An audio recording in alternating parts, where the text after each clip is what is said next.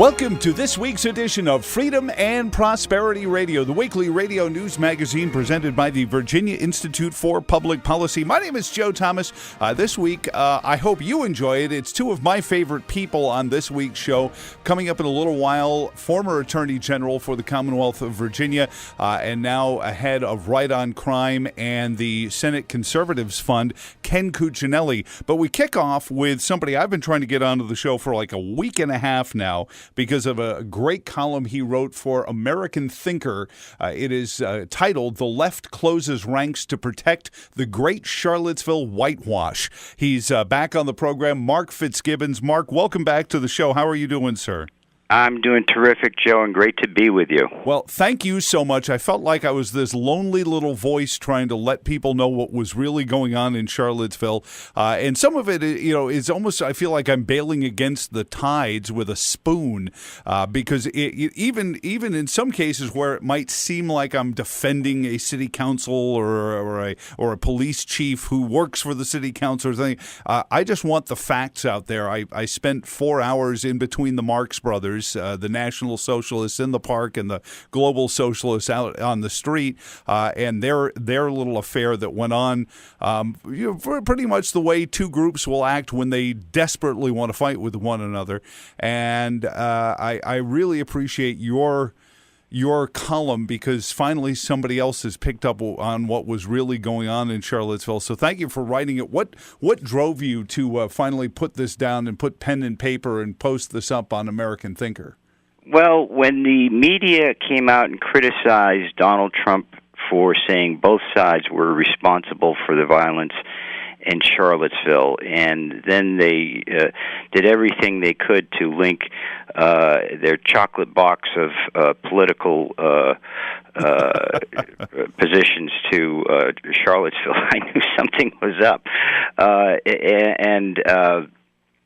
I was not there, but having read the reports and seen videos, it was clear that both sides were responsible for violence in Charlottesville. So I started digging around and learned eventually that the Department of Homeland Security had actually issued a warning to Charlottesville and Virginia officials before the event, 3 days before the event, that both sides were gearing up for a doozy of a battle, and also that the Department of Homeland Security had classified Antifa as a domestic terrorist organization. So the whitewash has been a push politically to cover the Democrats, and these are all Democrats, Charlottesville and Virginia officials, who were involved in the planning for the event, and who may or may not have issued orders to stand down or not intervene, because the police clearly had not intervened, and there were complaints even by ACLU of Virginia that the police were failing to take their responsible duties of preventing violence early on. And it all looked strange and unusual. Well, God forbid that the mainstream media would actually report the facts on this, because there was violence on both sides. So Donald Trump was right. Virginia officials were smack dab in the middle of the planning for this, and the failure of the police to protect may not be the responsibility of the police themselves, but they were following perhaps orders that were politically motivated from the top, or otherwise motivated. But clearly the police, who had done so well in a prior KKK rally in Charlottesville by arresting over 20 Antifa protesters, but no KK members, by the way. So the police chief came under political criticism for his politically incorrect method of keeping the community safe, and so it's a shame that the media presented this false narrative and is failing to report the facts so that they can stick with their narrative. Well, and it even goes beyond that, Mark. If I may add to the goulash here a little bit, it's not just Department of Homeland Security. Brian Moran's own state police intelligence service told them, and then they were still instructed to just keep everyone in one spot. And I will say this, having watched the riots in St. Louis this past weekend, and certainly previous ones, and I continually point out to people, 0 storefronts were looted and torched, 0 vehicles were burned, 0 personal property was damaged in this. The tragedy of Heather Heyer, however, is still under investigation, and we've been pushing on the U.S. Attorney's Office to make sure they tell us who opened 4th Street, because it was closed with a very large, very heavy barricade, and it was a concerted effort to move that by somebody, and that's going to be the salient piece that has to come out of any internal investigations. But when Terry McAuliffe and Brian Moran's own intelligence services redoubled what the Department of Homeland Security said, it seemed fascinating to me that they could come up with a plan that didn't address the very things their own people were telling them. And Terry McAuliffe issued a statement that day, the day of the violence, that he and his administration were involved for the weeks and days in advance of that event in the planning of the security. So, he's partly responsible. I don't know if he's 20% responsible, 30%, 50%, but he's partly responsible for what happened, because it's clear that the security was not there. And as part of this cover-up, and I've called for Attorney General Jeff Sessions to do a Department of Justice investigation.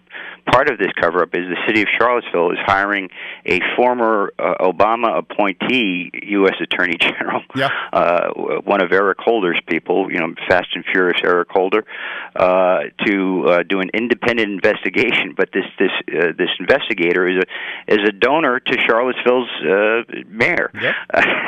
Well, and the only it stinks all the way down. Well, and as I pointed out, the only person I find disingenuous in this more so than Terry McAuliffe is the Republican Party of Virginia, who could once in a while actually try to help win an election in the Charlottesville metropolitan area, and maybe the U.S. attorney wouldn't have been an Eric Holder appointee. But their stand on it seemed a little politically motivated as well. Yours and mine, though, are absolutely right on.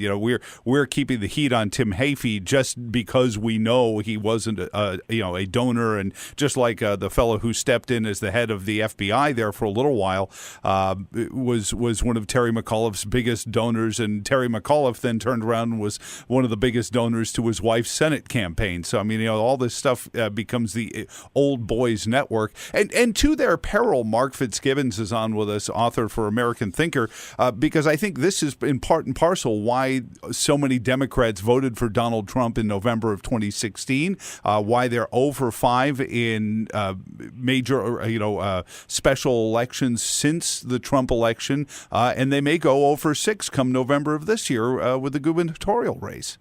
And then when Donald Trump had his rally in Phoenix and he pointed his finger at the media for their misreporting about what he said about Charlottesville, he was right on, and that just infuriated the press even more. Oh, yeah. And you would think that at some point they would say, okay, we're gonna diffuse the situation here and actually report the facts. But to this day, they have not reported about that DHS warning to the city of Charlottesville and the Commonwealth of Virginia.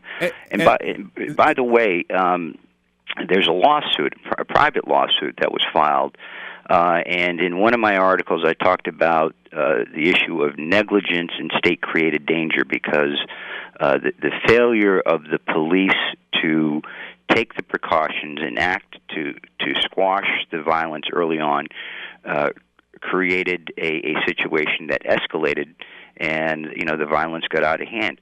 Well, it appears to be a liberal law firm representing one of the left-wing protesters filed suit, and the lawsuit doesn't even name Terry McAuliffe as partly responsible for this situation. It just targets the city of Charlottesville, the chief of police for Charlottesville and the chief of police for the state of Virginia. So it's what I call a social justice warrior political lawsuit.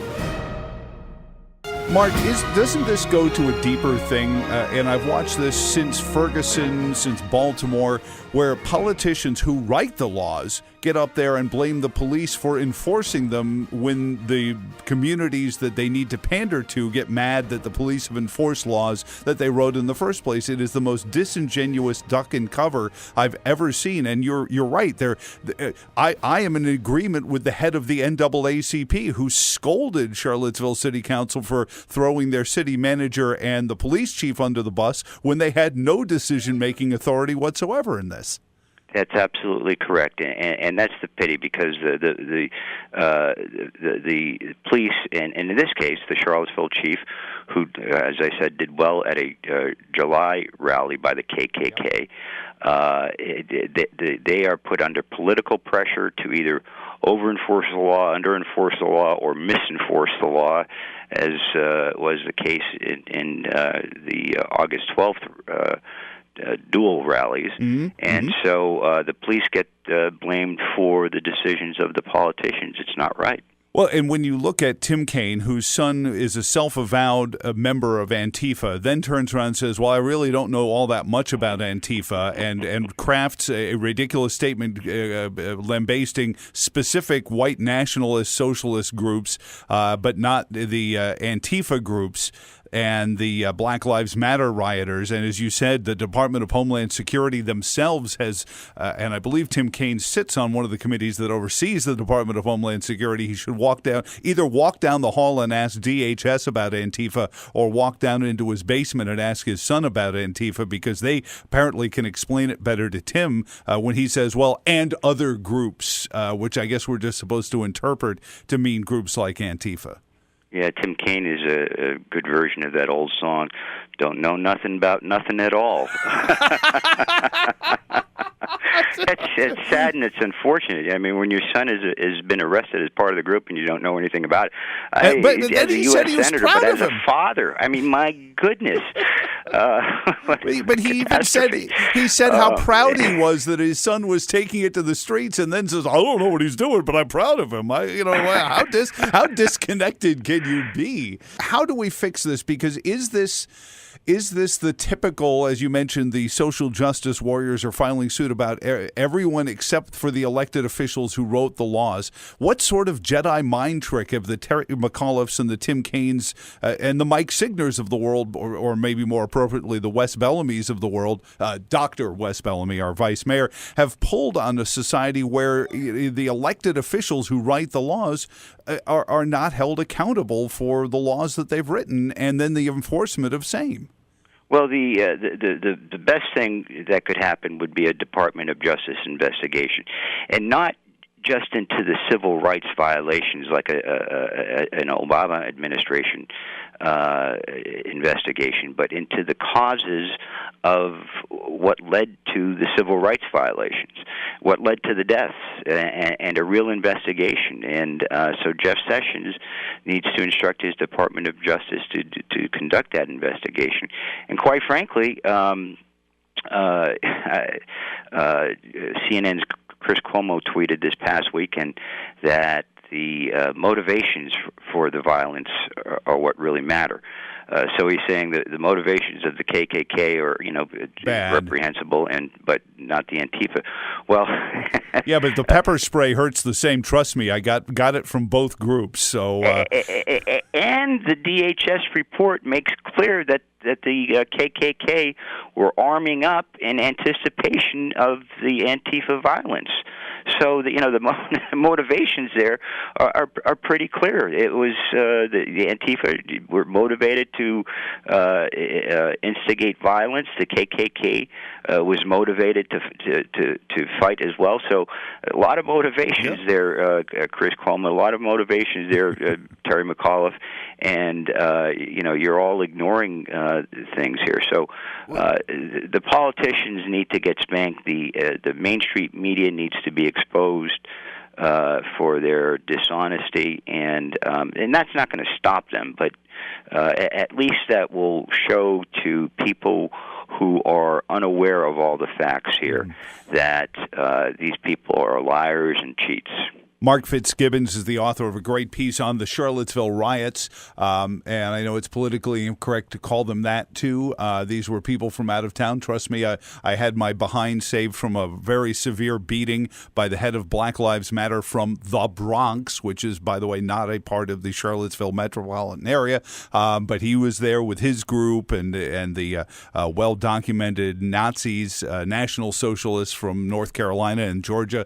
So these were a lot of people who came and rented hotel rooms, and I hope Charlottesville made some good bank on room taxes that they collect here, Mark. But beyond that, Terry McAuliffe taking a page from Rahm Emanuel's book, or really Saul Alinsky's book, to not let a crisis go to waste, this task force on the events of August 12th concerns me because he's already talked about in several speeches since then creating arbitrary restrictions on First, Second, and even Fourth Amendment protections without much oversight and certainly without all that much discussion, given the quote-unquote emergency preparedness mantra. Is this a frightening and chilling deeper subtext where the governor is going to seize upon this and say, yeah, we can suspend First Amendment rights in this area if we decide to, based on whatever our intelligence we tell you it is?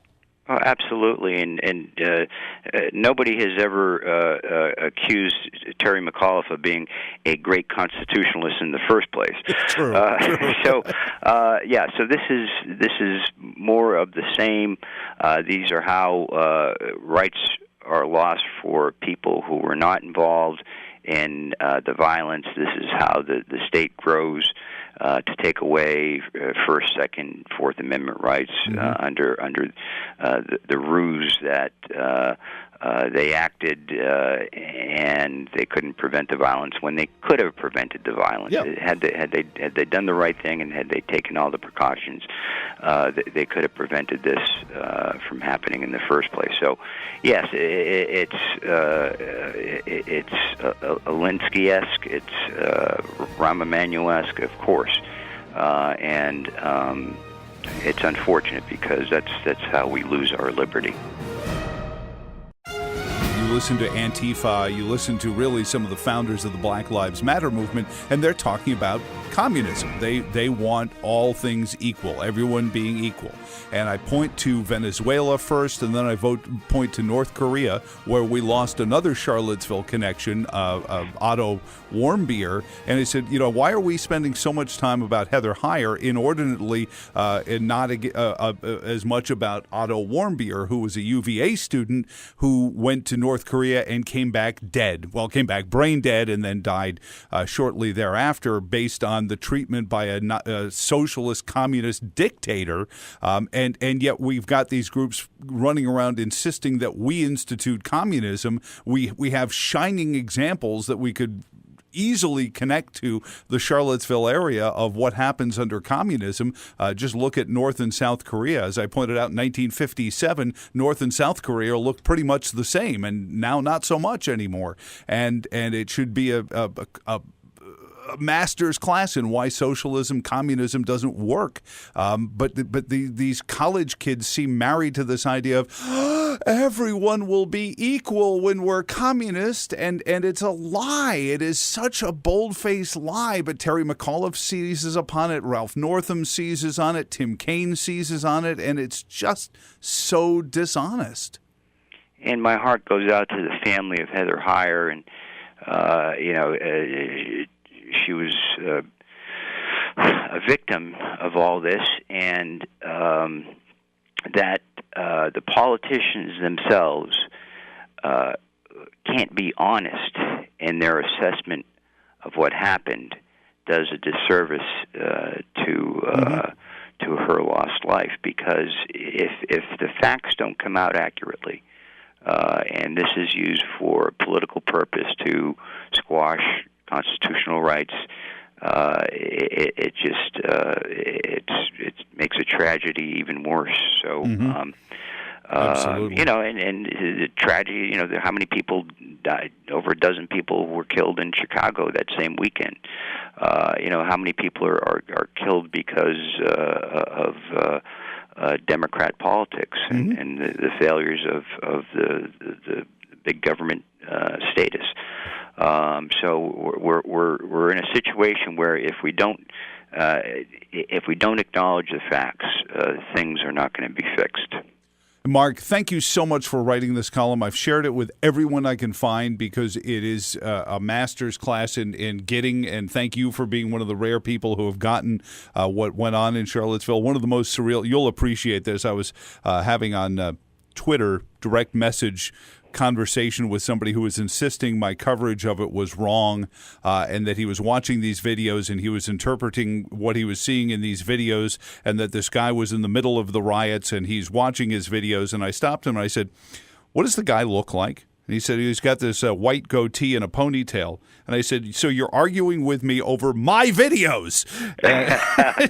And he stopped arguing with me at that point. I said, he didn't realize. I guess he didn't know that it was me in the video, and he just was sure that But he was presenting this agendized, sanitized, homogenized idea of freedom fighters fighting Nazis, and that's not what it was at all. Yeah. Oh boy.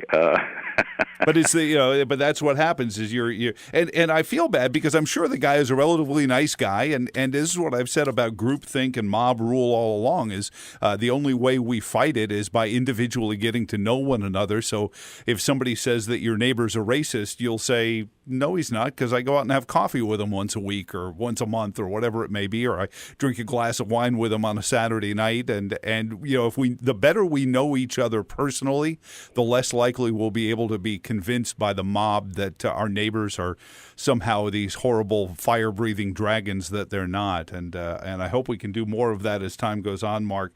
I do appreciate. What's next that you're working on for American Thinker?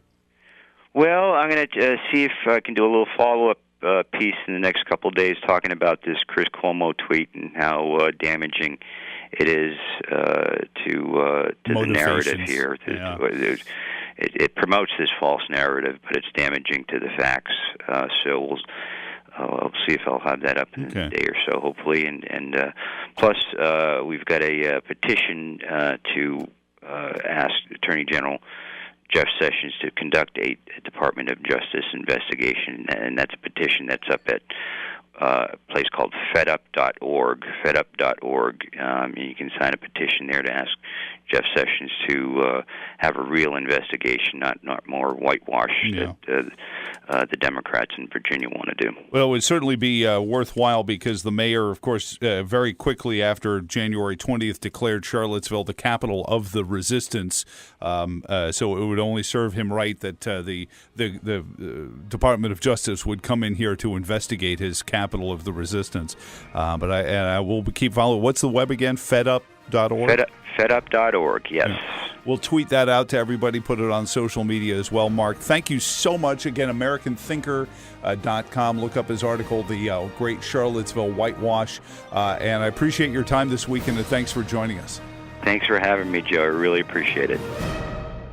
And it's been too long, and I say this pretty much every time I talk to him, but from the organization Right on Crime, the Senate Conservatives Fund as well, and boy, we could use more of those, but he is the great Ken Cuccinelli. I apply that name only to a very few select people. Ken, you're one of them. Welcome back to the program. How are you doing, sir? I'm doing just fine. Good to be with you, Joe. The folks at Right on Crime, more and more the subject of criminal justice reform. I remember a couple of years ago at CPAC, it seemed like you and Governor Perry were explaining what Right on Crime was. Now criminal justice reform has really become much more of a mainstream discussion point and not so hard for somebody to wrap their brains around why a conservative would want criminal justice reform. Is that a good sign? Yeah, that's very true. And when you look across the country, forget the federal government for the moment, as I'm sure you're pleased to do, and you'll find the leadership on this issue is in the states, purely and 100%. It's been frozen in place at the federal level. Mike Lee has been doing yeoman's work there in his efforts. But out in the states, starting with Texas, 10 years ago, this year actually. Conservative states have really been the leaders in getting cost-effective public safety improvements. That's what we mean by criminal justice reform. And the reason we're called right on crime is we're a bunch of conservatives. And the other reason is because we're right. And by that I mean on a data basis. We use evidence-based theories so they're not theories anymore. They've been proven somewhere, and we advance them around the country. And Governor Perry talked about that from what a spectacular budget savings opportunity that represented for Texas, and lowered their crime rate. It did both at the same time. So, it's counterintuitive, which is, of course, one of our challenges, but Texas saved money and had lower crime rates. Well, you talked about it in the past. We can do that too. And in all these states, I think, there's that implication that the big statist mind, and we'll take political party out of it because I think there are statists in both party. You bet. One has more than the other, maybe. But the statist mind is it's easy to go into a voting block and say, I'm going to be tough on crime, and I'm going to round up all the people you don't like, and we're going to put them away so you don't have to worry about them anymore. And that winds up budget breaking, and it also winds up community breaking, and you wind up in some cases almost fertilizing the soil where you start seeing these Black Lives Matter protests and Antifa. They gain a lot of their momentum in communities where people feel like their nephews and their cousins are being arrested unnecessarily. Yeah, not only that, I mean, you look at Virginia's own juvenile justice facilities. We hold about 600 kids. These are under 18 offenders of every kind, from what are called status offenses, which are only against the law because they're under 18. Like truancy is a status offense. You don't go to jail for it, but you get the idea. All the way up to under 18 murderers. And what the data show in Virginia is that for every year that a kid stays in there longer, they're 30% more likely to recommit crime. Oh, gosh. Every year. So they are learning how to be criminals in our juvenile justice facilities. Yeah, it's like a tech ed. That's the training program that's working. Yeah, it's we got to break that. I mean, it's like a technical education program, only the wrong kind of techniques in there. In one of the earliest address on criminal justice reform is our prisons should be where we're putting the people we're truly afraid of, rather than yep. That's a Pat Nolan saying. He works at the American Conservative Union. He was actually in jail himself for 2.5 years and learned quite a lot, changed his heart quite a bit.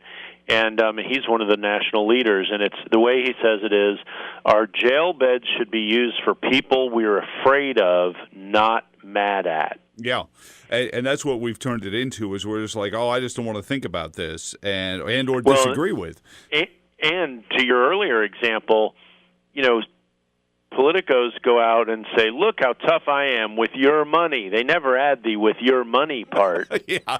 Just like liberals don't add the look how big a heart I have with your money part. Yeah. You want to show me a big heart, use your money. And then challenge me to use my money, right? Do a matching program. But this is sort of the right end of the spectrum's version of that. And we in Virginia, we have a traditional impediment. The House Courts of Justice Committee is, home of the Fry the Litterbugs caucus, and it's a great challenge among conservatives to look at making any adjustments. Well, I call it felony creep. You only ratchet up. Penalties only ever go up, and that's just ludicrous. It can't be right. It can't be right. We must be making mistakes if we only go in one direction all the time. We must be making mistakes. And, states around the country are looking for those mistakes, finding them, fixing them, saving money, and lowering crime rates. It seems like it's born of the same, and you'll chuckle about this. There are Republicans who are joining the McAuliffe family to call for state subsidies for grocery stores in areas that are too poor to support a grocery store, rather than trying to figure out why the neighborhood is poor and fixing that, which I've always felt like is the much harder answer. But that said, that seems to be of the same mind of what you're saying. It's much easier to say we're going to put that kid away for 10 more years rather than figuring out why is he driven to steal somebody's cell phone. Rather than solve the problem. Right. Well, it is terrible. It is terrible. Are you finding, I know that Ed Gillespie had a proposal for criminal justice reform. Are you pleased? Are you feeling like, the momentum is slowly turning towards that? Is it not going fast enough? Well, first of all, I think it's what Ed has put out there is a great step forward. Whatever anybody thinks of each little piece, it is pretty comprehensive. There's a lot to it. There's a lot of meat there. Mm-hmm. I believe, and I did this 4 years ago, I had a government shutdown that he's not going to have. Yeah, wow. But I believe you got to run on things to get them, especially when you have a legislature or part of a legislature that significantly opposes your approach. You need to get the voters to validate what you're suggesting. And Ed is doing that on criminal justice reform, and he should be commended for that. And that's regardless of whether you completely agree with everything he's advancing. He's playing this contest substantively. He's putting real ideas on the table that can really help real people's lives and save us money in Virginia. Well, and Virginia is facing that growing economic schism where, the poor communities are falling further behind the not-so-poor communities, and there are a lot of people in the middle are kind of getting pushed into those poor communities. So you're going to find this becoming a bigger and bigger issue as kids find it harder and harder to find career ladder kind of jobs unless you start to change that ship. And I think, part of that other part of right is the budget buster. If we can keep more money in people's pockets, then they engage in economy, and therefore, there are more jobs to be had and less people need to steal. Correct, Ken? Yeah, that's quite correct. And there's so many areas you can look at on this. And one of the things about it, and Governor Perry talked about it at that CPAC, and so did I, and I do it all over, is that every state is different. I mean, we all start in a different starting place. So what you work on may be different in Virginia than it was in Texas, and Georgia, and South Carolina, and Mississippi, and South Dakota. I mean, a lot of red states have been addressing this. And but there's a lot to be learned from their successes. And now they've done it far enough ago in the past. Mm-hmm. There's data now. Right. There's actual results to look at. We don't have to just speculate about this anymore. Well, and that's pretty important. Hey, I've got to ask you this, and if you don't want to talk about it, I understand. I don't know if there are rules about talking about other attorneys general, but you had gotten quite a good bit of money from a settlement, and you were going to the Attorney General's office of Virginia was going to use that to fight human trafficking, and human trafficking has come up. Yeah. We've done some immigration reform events where I've even brought up the point that the progressives that like to flog away at human trafficking being an issue. There's a human trafficking side of illegal immigration as well. But that money disappeared into the pockets of the staff of the next Attorney General and I found that pretty stunning. It's more than stunning. I mean, the rules in place, first of all, so people remember, one of the things that we advanced very successfully when I was Attorney General is fighting healthcare fraud. Yeah. And we achieved the largest healthcare fraud set of convictions, both and civil liability was included as well, which resulted in the largest criminal asset forfeiture. Now, the asset forfeiture was after the conviction. Right. Okay, yeah. Let's folks? not confuse. That's another one of those. Yeah. Buzzwords. It's at least important to you and me. It may not be important to everybody, but it was literally over $100 million, and we set up a system that was, no drones, no planes, no electronic surveillance stuff, but we helped out law enforcement all over the Commonwealth. We also got approval from the Department of Justice at the end of my tenure, is when it came through, for $6 million worth of grants to help agencies that help the victims of human trafficking. Now, these are people who are literally being essentially held hostage in buildings. Mm-hmm. They're being thrown into dirty mattresses in basements and being forced into the sex trade. They're moved around quite a bit, so they can't get their feet under them. They can't ever get stable, so they can't get away. That's who we were trying to help. And the Department of Justice said, well, that's fine, but since you're on your way out, we want the incoming Attorney General to also approve this before we'll finally approve the grants. Mm-hmm. And so in comes, Mark Herring, and he yanked the money from human trafficking victims. Unbelievable. And as you said, he used it to pay salaries, including his former campaign manager. And now what people ought to know is that the Department of Justice, and this was the Obama Department of Justice, mm-hmm. never, under any president, allowed asset forfeiture money to be used for salaries, ever. I mean, essentially what he did violated the law, and they rewrote the law to allow him to do it. Oh, so they back-engineered it so that what he did was not against the rules? Correct. Oh, my gosh. And it's the same pile of money that had been allocated to human trafficking victims. It's stunning. As if they hadn't been victimized enough. Yeah. Mark Herring added to it. Yeah. Hope you don't mind that basement. Reminded the old Eddie Murphy, want to lick? Sigh.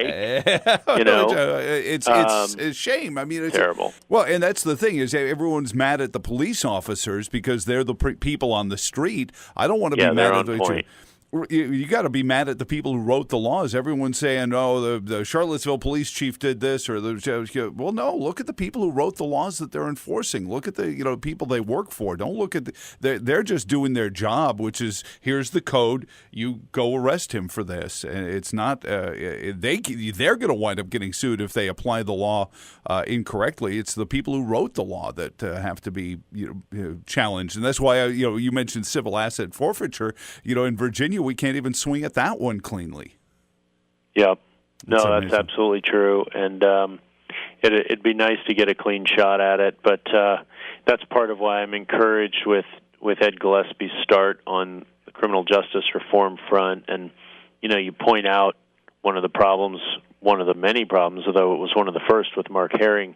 He's been a horrible attorney general. I don't care how you judge it. No. You take the partisanship out.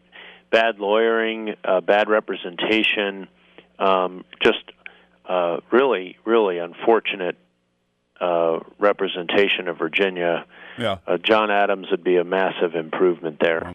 Republicans and Democrats in that office in the last 50 years have been very reasonable, have been predictable in terms of how they will handle regulatory issues and playing by the rules. And this Attorney General, Mark Herring, Red Herring as I refer to him, has not.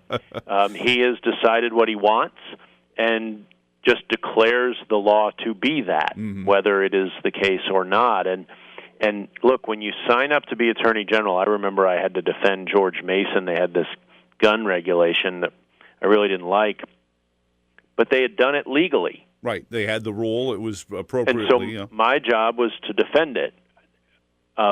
Changing the policy entails another path.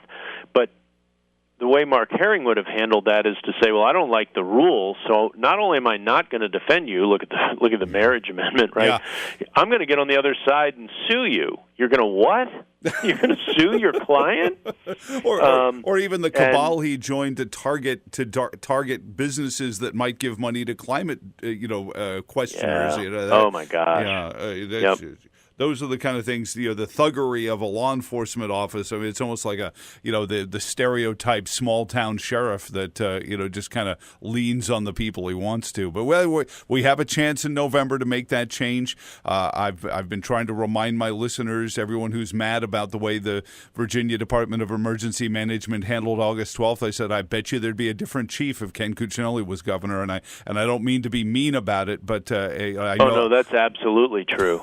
I don't think absolutely true. Brian Moran would not be running emergency management if he... Not only that, you'd have a different superintendent of the state police, and that failure in Charlottesville. I love the police. I'll take no backseat to anyone on my affection for the police in general, but the leadership that was and the plan or lack of plan executed in Charlottesville was horrific. Well, it was political. That was unbelievable. Look, this is policing 101. Mm-hmm. When you have two opposing groups like this, it is not hard to know what to do, and they did have the manpower to do it. It's funny how they say they didn't have manpower to do A, B, or C, but they had the manpower to walk shoulder to shoulder and shove one violent, nasty group into another one. That was the state police that did that once they had declared the state of emergency. Yes. And they were there to help Charlottesville, and they have jurisdiction. They have joint jurisdiction.